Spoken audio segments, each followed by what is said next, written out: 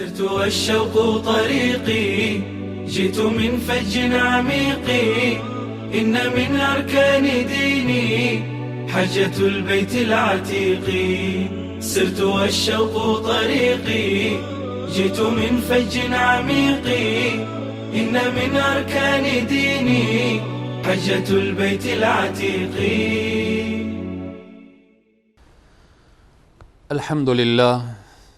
الحمد لله حمدا كثيرا طيبا مباركا فيه، والصلاة والسلام على رسوله محمد وعلى آله وأصحابه ومن تبعهم بإحسان إلى يوم الدين. خدمت همه عزیزان و بزرگواران، السلام علیکم و رحمت الله تعالی و برکاته. یک بار دیگر شما عزیزان را به برنامه درس های از حج خوش آمدید می گویم.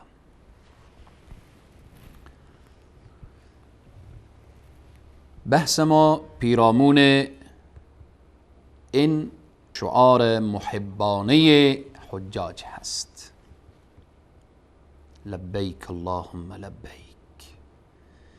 چقدر جملات زیبا و کلمات زیبا و جملات دلنشین دارد و چقدر انسان را به وجد و با او ذوق و شوق و با او عظمت و بزرگی سوق می دهد و انسان جایگاه خود را درک میکنه که من برای کی میگویم به خدمت استاده هستم؟ به خدمت الله، به خدمت احکم الحاکمین، اعدل العادلین، به خدمت مالک یوم الدین، به خدمت او ذاتی که صاحب عرش و فرش است، خالق زمین و آسمان هست. لبیک اللهم لبیک، لبیک لا شریک لک لبیک. در جلسات گذشته و برنامه‌های گذشته این را بیان کردیم که دروسی که حاجی از این شعار خود میگیره اینه که باید معرفت به توحید داشته باشه و شناخت از شرک داشته باشه تا اینکه نشود که شرک و توحید را با هم خلط و مخلوط و بالآخره نفهمه و ندانه شرک چیست، ندانه توحید چیست. در این راستا خیلی در طواف دیده شده و از دوستا شنیده شده که انسانهایی که لذت توحید و حلاوت توحید را نچشیدن، همون عادتشان که در کنار قبرها هم فریاد یا حسین و یا حسن و یا علی و یا فلان و فلان را سر میدن، در طواف هم هنوز شعار مشرکانه. پس اینها از حج درس نگرفتن، بهره نگرفتن. کنار خانه خدا، کنار کعبه، جایی که باید 100% و 1000% باید شعار توحیدی باشه، اما چون او انسانی که هنوز الفاظش الفاظ مشرکانه و دعایش دعای شرکامیز و طلباتش طلباتی که آلوده به شرک و اینهاست، این در حقیقت او حلاوت و شیرینی توحید و یکتاپرستی و اینها را نچشیده است. پس حاجی محترم چه کار باید کرد؟ باید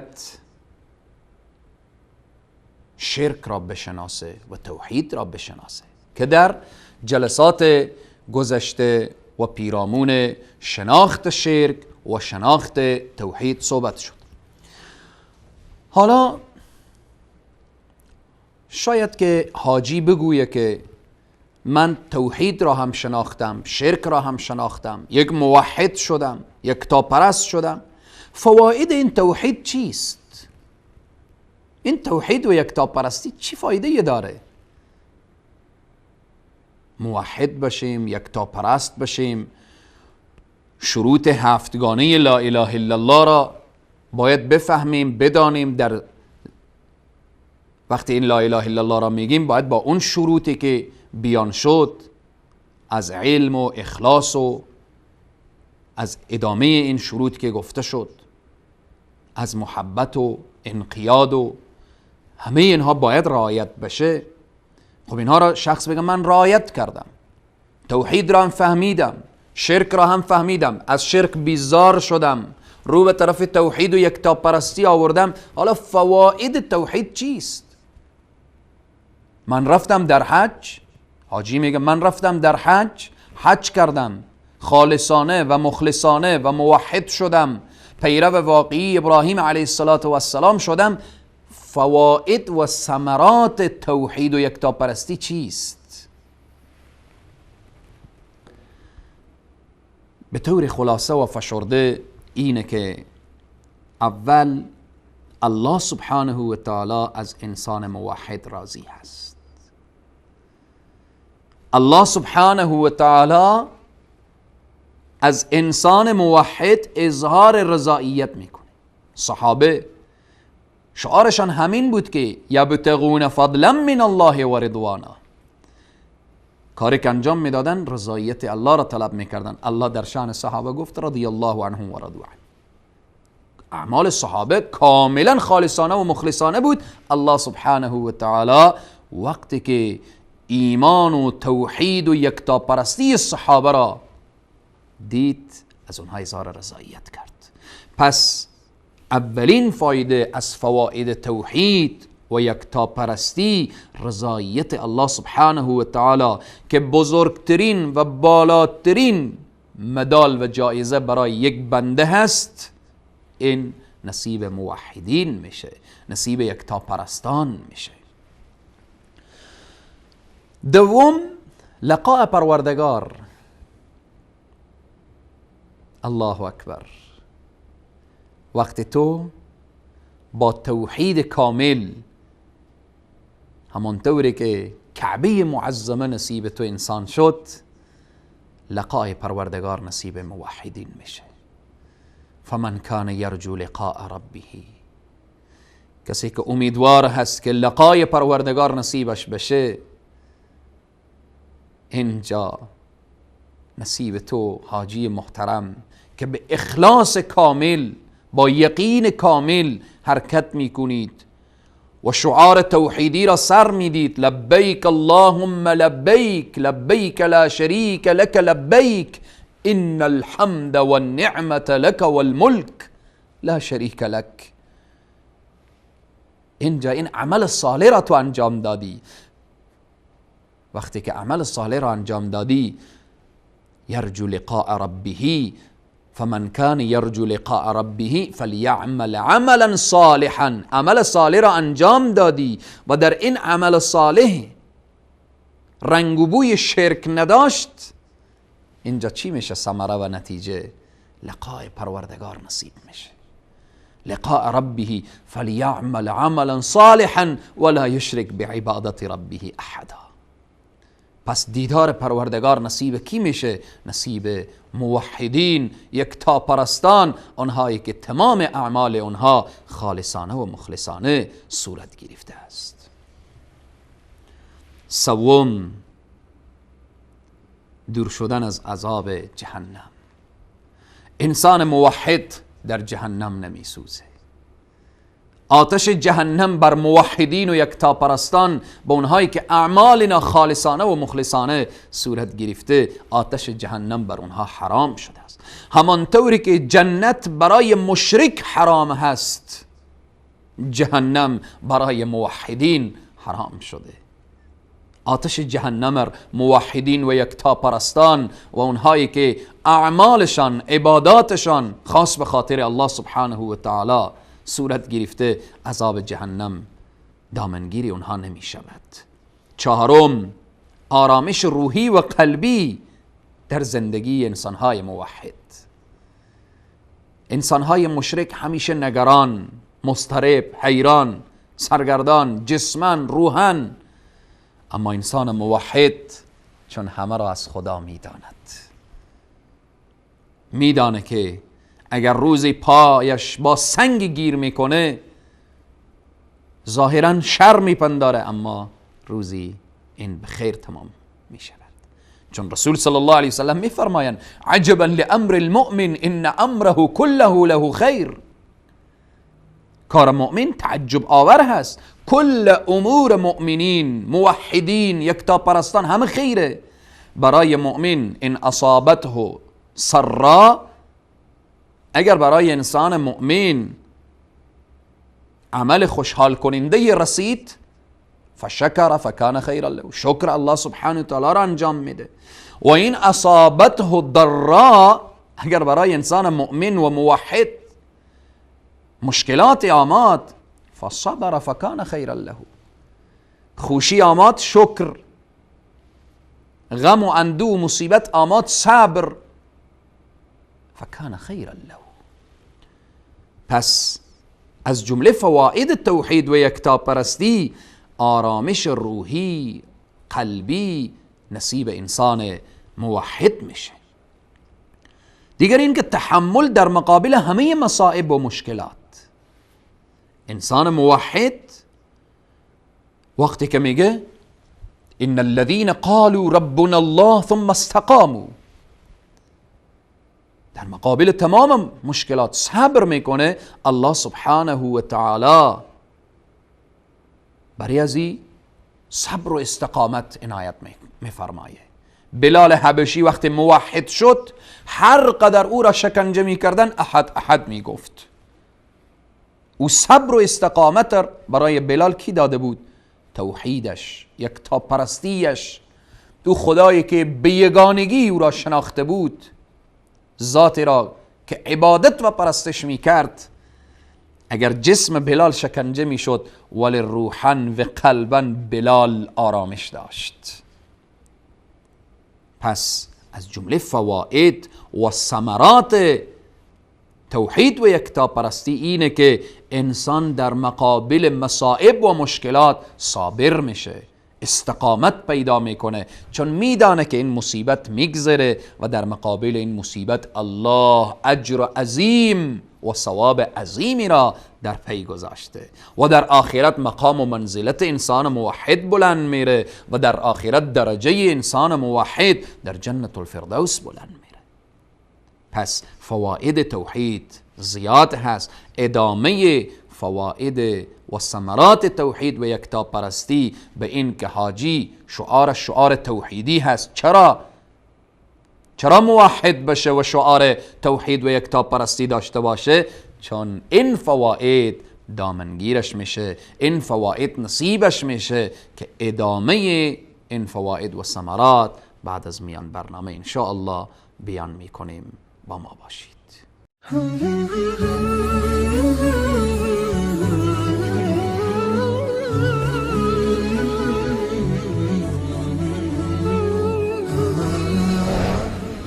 سال حق، گامی در راستای بیداری.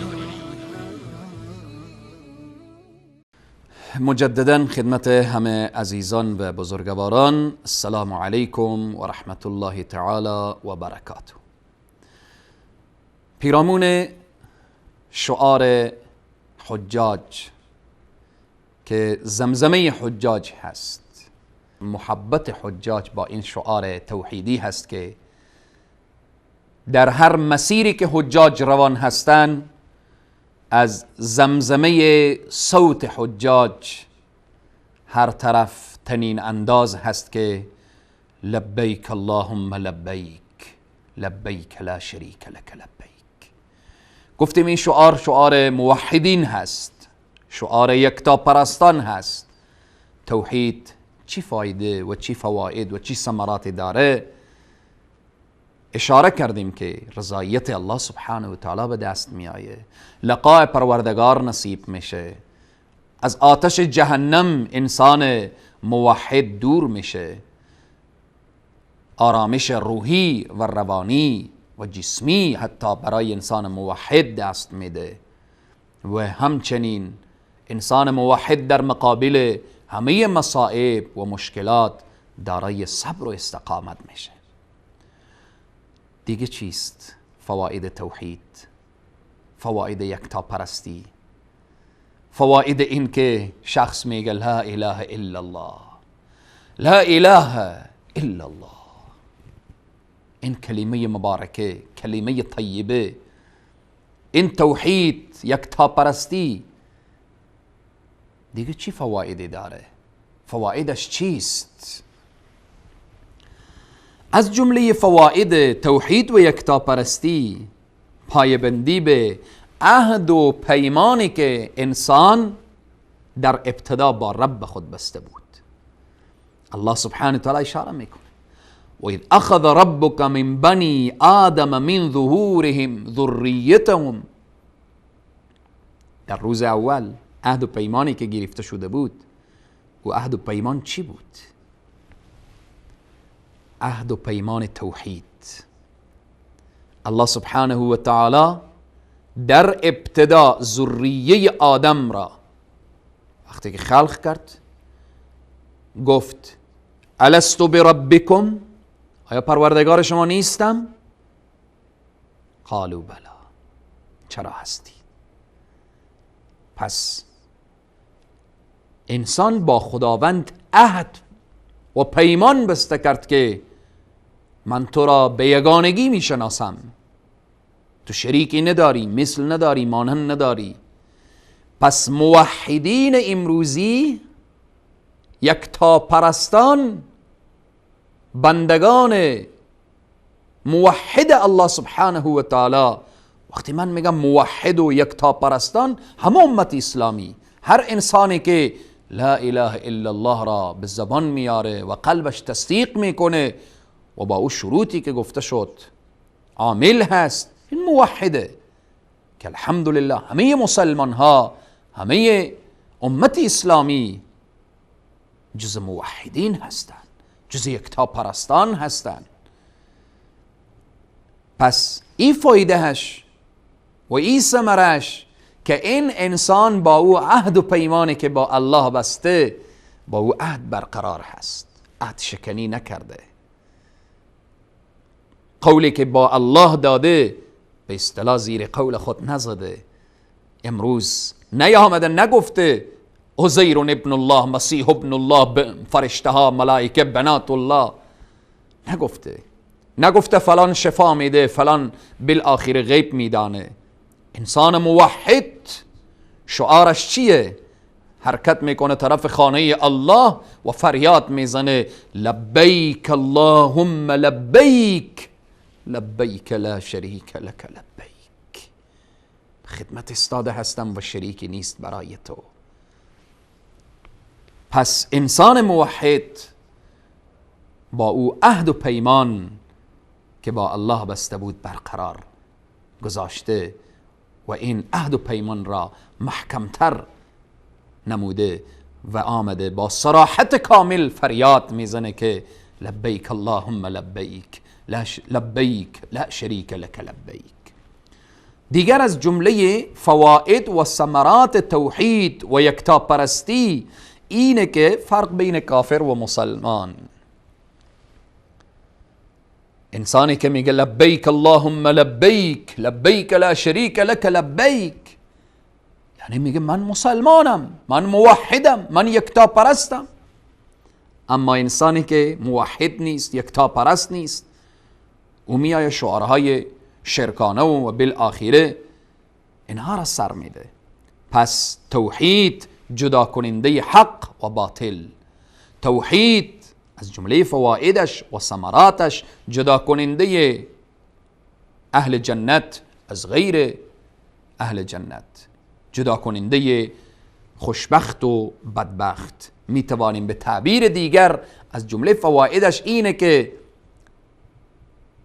موحدین دوستان الله سبحانه و تعالی و مشرکین دشمنان الله سبحانه و تعالی. دیگر از جمله فواید توحید اینه که توحید در امور مأمورات، چیزهایی که امر شده، الله امر کرده به توحید، اولین چیز هست. خیلی مهمه. از مأمورات الله سبحانه و تعالی توحید اولین هست.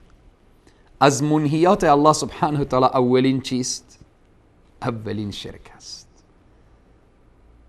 پس انسان موحد چه کار کرده؟ به او عظیمترین امر پروردگار عالم که توحیده چنگ زده و متمسک شده، و همچنین بزرگترین چیزی که الله منع کرده و گفته از او دور بشیم، بیزار بشیم، که شرک هست، انسان موحد از او دور شده و از او اظهار براءت و بیزاری جسته. دیگر این که توحید مرتبط به قبولیت اعمال هست. الله سبحانه و تعالی چی زیبا می فرماید؟ فمن كان يرجو لقاء ربه فليعمل عملا صالحا ولا يشرك بعبادة ربه احدا. اگر میخواهید اعمال تو مورد پذیرش الله قرار بگیره، باید موحد بشی. پس اعمال موحدین به پیشگاه الله قبول میشه، نه اعمال اونهایی که اعمالشان به شرک و به خرافات و اینها آلوده باشه. فایده اخیرش را بیان میکنم و چون در پایان برنامه رسیدیم، اینه که توحید محو کننده گناهان انسان هست. یکفر الذنوب، دور میسازه، محو میکنه گناهان را.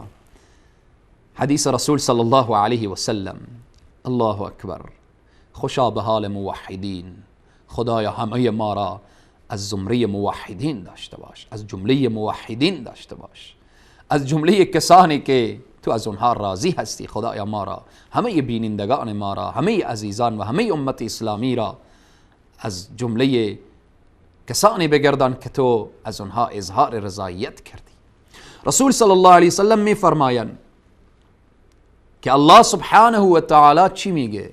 یبن آدم، ای فرزند آدم، انک لو اتیتنی بقراب الارض خطایا ثم، سبحان الله، خیلی دقت کنید با این حدیث قدسی که الله سبحانه و تعالی می فرماید ای فرزندان آدم، یعنی آدم که پدر شما بود، خطا کرد، لغزش کرد، توبه کرد، من او را بخشیدم. شما هم اگر گناه کردید و خطا کردید و لغزش کردید، توبه کنید.